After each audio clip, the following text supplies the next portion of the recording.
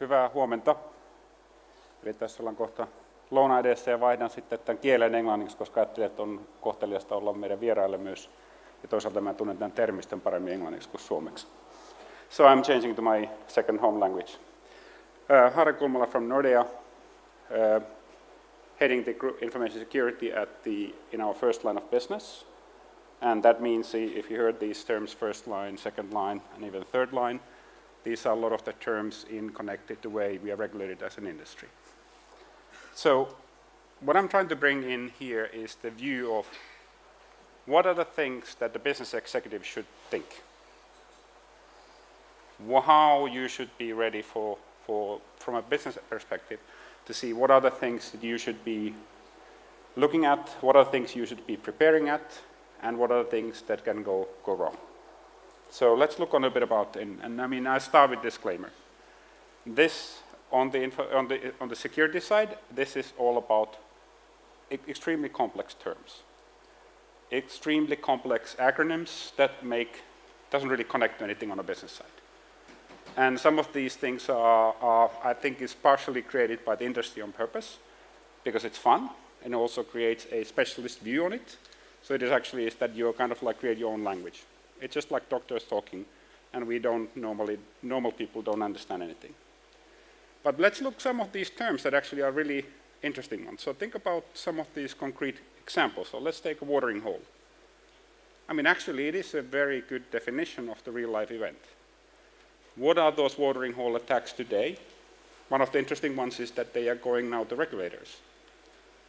So, for example, Polish FSA, meaning the local FIVA, was hacked, and it was the watering hole that actually every bank had to download information from there.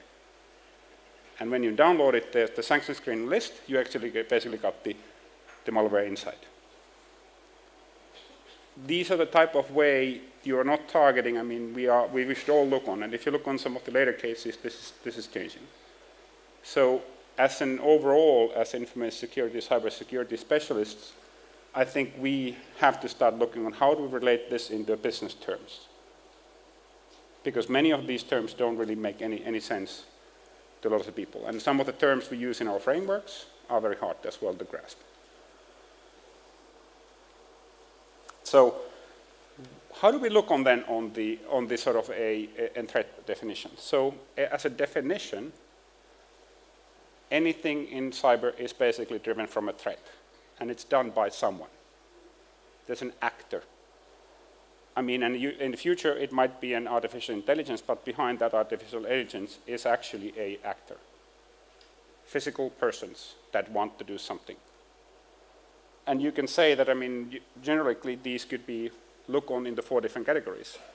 So we have the categories of starting with the crime, criminals, organized crimes. You can look on any of those, or opportunistics around on the criminal side. A lot of insiders could be coming through insider sabotage or fraud, or part of the criminal activity as well. And then there are the sort of the nation state and the state-sponsored actors that are really real life today. And then you have a lot of hacktivists. If you look on the DDoS attacks that was targeted on the financial sector in Finland a few years ago, with us and some other banks were hit. I mean, it was really done by a couple of disgruntled activists who want to do some harm, and because it was for fun of it. I think it's important to think about this context in a threat picture. So what is then the threat picture you're looking at it? So what are the type of activities that you could do around on it? And this is a view, I mean, a view that we can see is derived actually from the formal views from the local certs, like the Finn cert here, but all the Nordic corresponding certs are giving these information. So, for example, in the criminals, it's very high. The Lazarus, meaning the cyber threat on the state-sponsored actors, is extremely high. They are behind a lot of those late events. If you read on last week, they got the 60 million out of the Taiwan Central Bank. Luckily, it was recovered before it was moved into the coffers of the North Korea. The other parts, if you look on insiders and hacktivists, is still medium in here. we in the Nordics are still a bit saved from these aspects because we have the funny languages. So if we compare our activities compared to the other ones from Europe, let's say, especially English-speaking, or if you take even German-speaking or French-speaking, the activity levels are much more higher because of the language skills. We are having systems that are done in local languages. In a lot of the core applications are still behind them. So there's a very little activity going on. But you can be sure that robotics and AI will make that threshold even more narrower. What else happened? If you look on these ones for the banks, the interesting one is that the major events are coming from the state actors. So the Pandora's box was opened by NSA for the SWIFT. If you then look on the North Korea, basically last year ransacking the Bangladesh. It's a modern day of bank robbery. So instead of a gun, you're going and you take the money through the payment system. And you can actually get 80 million, or in this case they got 81 million last year out of the system. That's a fairly good number for a activity. So if we look on then and say, okay, what are the other side of the coin, that if this is the world that we're getting much more tighter and it's getting a much more scarier, then the regulations are hitting us very hard. And I think this is going to hit many other industries as well, besides banking. So this is a view of some of the regulations that we see right now in, let's say, within this 17 and 18, and some of them even 19 hitting us as an industry, and actually with many of them. The first one, interesting is here, is why there's in New York is important, is that New York DFS regulation was the first cybersecurity regulation that actually dictates exactly what it needs to be done. And it is effective now with the final transition periods ending in 2019, and we can almost be sure that the European central banks or European Banking Authority will establish similar rules in Europe in 2 years later. PSD2, meaning the open banking, is starting now. There's a lot of there's a NIS, which we've been discussing here, the GDPR. There's also e-privacy, cybersecurity acts in the works. Which means that when we look on all of these, there's a massive regulatory scrutiny coming into all industries. And especially if you're part of the infrastructure like we are, it means that we need to relook this on a risk-based approach. We cannot go and defend against this one on that everything will be in a similar level, because there's way too much items to be covered, which means that we need to really put our focus on the efforts where the risk is the largest. And I think that is the key takeaway for everyone to think about, is that how do you secure the most valuable assets that you hold? What is the worst thing can go happen? For us, as in a bank, I mean, we are in a business of trust. So if you look on our customers' point of view, why do they trust in the bank and the banking system is critical. If we would not lose the trust on a banking system, what would our daily life be? How would we transact? How would we do all of these things that we want to make the mobile as our remote on life if it's not secure? So that's why it's important to understand what are the parts that you look on. Now, there are some really interesting developments happening, because this is a world where you can still move fast. Recently, you have seen a lot of these Equifax. So a lot of information. There was also collected information that is targeted intelligence for future use. So when we look on deeper on what happened on that one, it wasn't just that they penetrated, but they also penetrated for the future use of that data. Deloitte and Accenture lately, then Bad Rabbit was similarly, but now going the other way, not going from east to west, but going from west to east for finally. And then you can look on this as a good example of what can happen. And what is the quantifying of the value of it? I mean, this is public information of the cyber attack which happened at Maersk with the NotPetya in June. So if you look on in 90 seconds, they hit what happened on their malware was reflecting. This is taken from the Maersk Q2 report in mid-July, in August, and is that they expect that time between $200 to $300 million of impact of that attack. And it was done using the privileged user accesses and flat network. And what ended up being case that the 90 seconds, all instances, all devices in the network were compromised. So they actually have to wipe clean them all and start from the beginning. So this is, I mean, in my point of view, is a good example of that hits us very close in the Nordics. I mean, this could have been any company in the Nordics if you haven't done your homework. So what are the things you need to be doing? And this is the same slide actually, and same topics, roughly what we do internally. Is number one, know what you're doing. Identify your threats and evaluate the impact to your business. What is the risk appetite you can have? So I'm asking the question from all the business leaders on the bank side to say, what would be happening to your trust of a customer? How would we lose the trust of the customer? What would be that impact, that event? And that's where we need to start looking on. That's where we have no zero risk appetite. So how do we do that? Then we need to look on, okay, so where are our most valuable information to be protected, so-called crown jewels? I mean, in a way, it is a good term defining that this is what we need to protect. Without the crown jewels, we cannot really operate. And then there's a lot of managing the risks. There's a lot of tedious, hard work.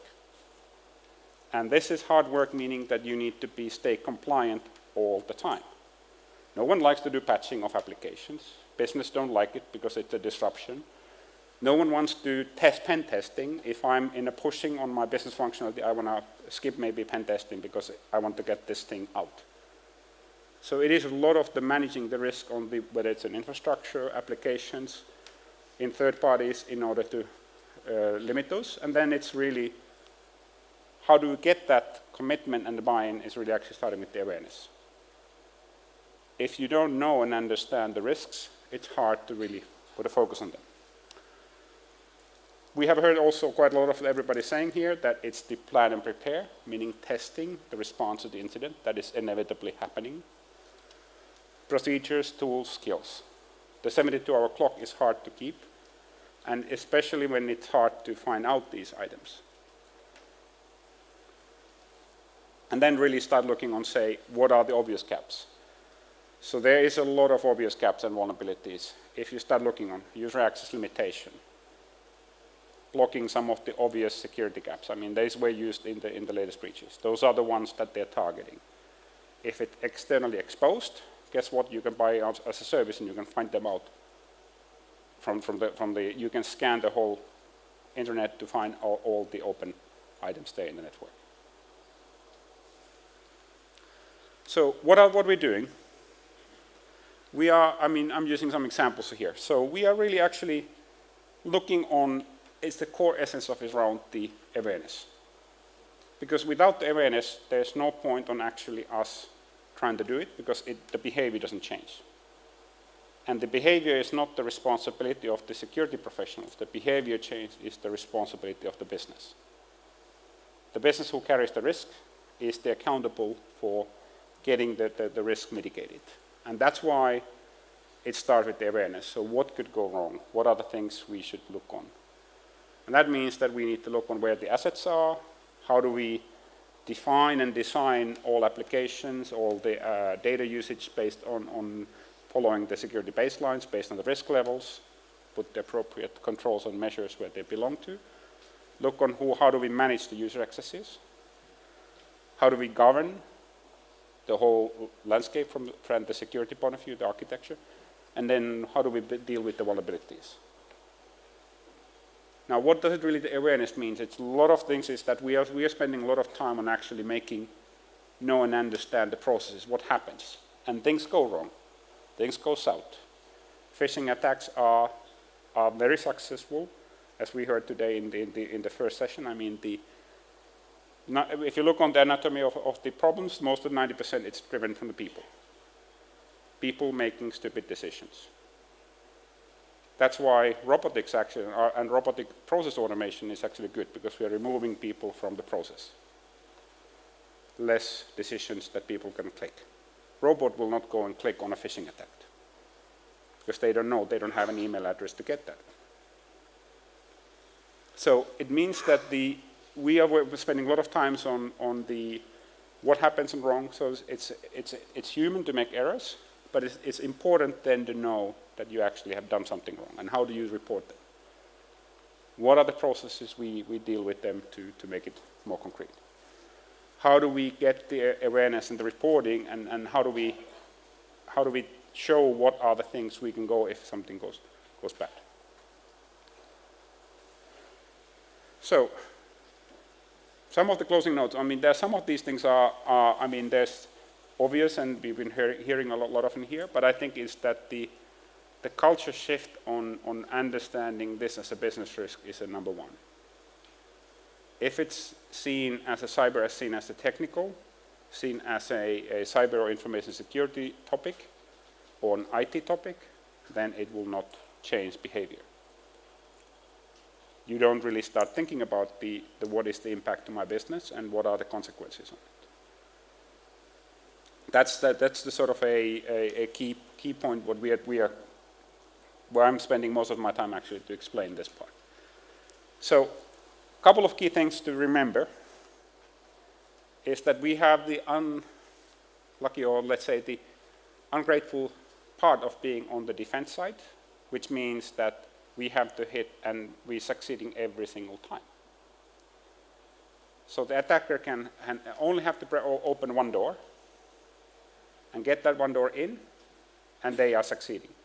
But we have to be able to hold every door locked all the time when everybody is trying to open them up. So it means that we have to think about, and that we cannot have defense on all of them all the time, which means that you need to have defense in depth. If you think about that, I mean, there has been a lot of reliance, and still there's a lot of reliance, and which is some of it is good, on hard exterior, meaning firewalls, all other protection. But once you get in, and this I think culture-wise is a fairly common view in especially I would say Nordic and Finnish companies as well, is that we are having flat networks because we want to share information across the group. The reality is that if that is penetrated, you basically are exposed throughout the whole network. So how do we get the defense in depth thinking? How do you start realizing that, okay, someone will penetrate us, then what is the secondary control? How do I find out that someone is in, and how do I stop it? So that's a key one. Second one is that the people are the weak link. This is, I mean, we make a lot of mistakes. It's human, it's normal. If you would ask people, I mean, if you are normal, why people make decisions, I mean, it's irrational, it's emotional, it is targeting. I mean, everybody have read it about these scams that somehow people are sending money to someone on these love letter scams. When you read them, you will think about how this is possible. But actually, it is really a lot of emotional touching our values and our way we react on things through social engineering. So what I see there is that, okay, so think about it and say, okay, if there are processes, then what can I do to limit the impact of the people?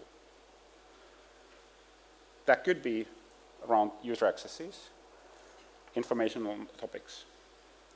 Then it's really be prepared. If you know, you can inevitably be in the situation that you find something that went south, so now it's time to be ready. How do you respond to that incident?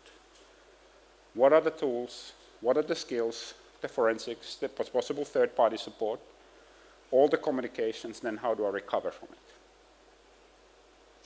What happens if I get ransomware in my core ERP system or in my core application? How do I get recovery from that? What can I do? Have I tested that I actually can recover in a time window that the business is going to be happy with? How do I know that who are the people to call in? What is your incident response exercise that you keep doing? The last one, in a way, to realize that, yes, you better be paranoid. Threats are real, and they're changing fast, especially with the introduction of the robotics and AI. So closing with the sort of thoughts about on that this is something we all have to take care of, and it's a business driven. So this is the key takeaway from my point of view. Thank you.